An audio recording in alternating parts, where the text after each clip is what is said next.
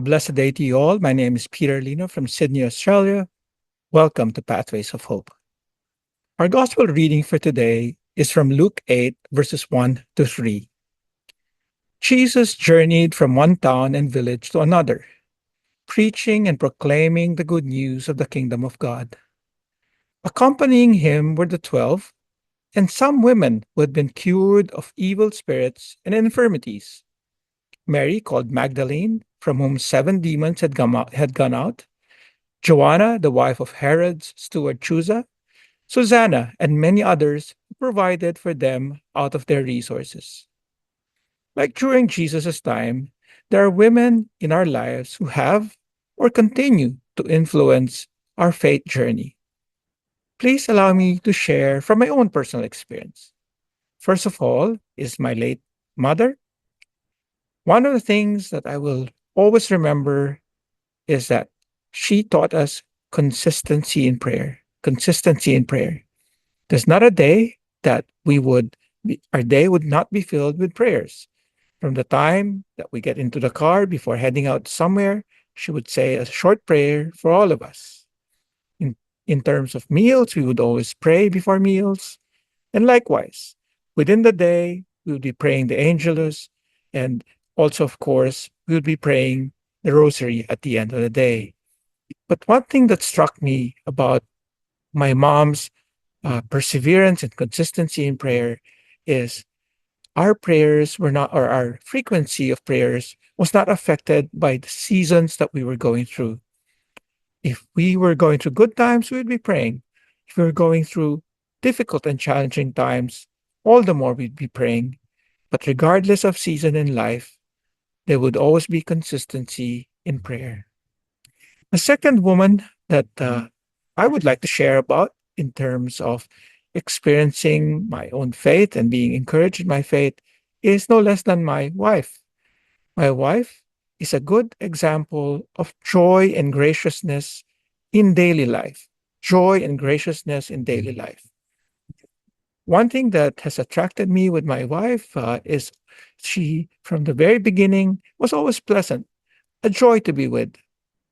And you probably expect me to say that, 25 years on and, being married, you know, uh, that all of that has changed. Yes, a lot has changed.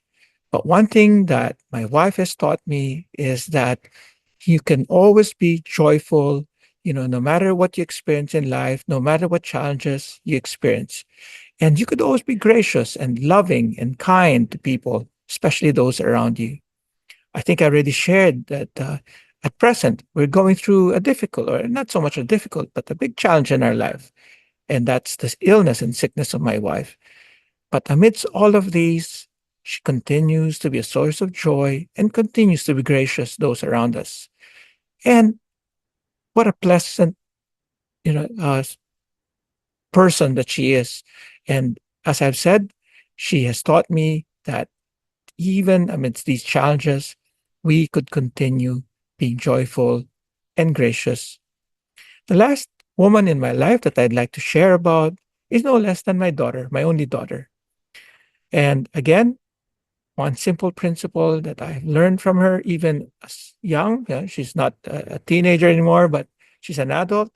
But one of the things that she's taught us as a family is resiliency amidst adversity.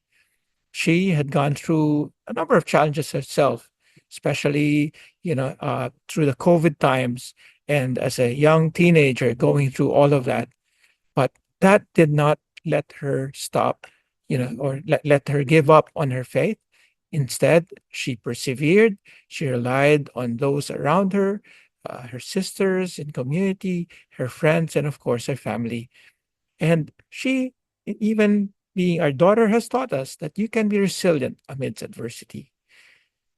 I know these are very personal examples that I gave or I'm sharing now, but all I want to drive across is that we have women in our lives that inspire us in the same way that in Jesus' time, there are women who walked and journeyed with him at the same time with the 12 apostles. And these are women who knew what it was to go through adversity, but they also women who knew where they could rely on for life, for strength and joy. These are the women that I have experienced, and I pray that you too would acknowledge the women in your lives who inspire you and continue to call you on in your faith journey. May you all have a blessed day.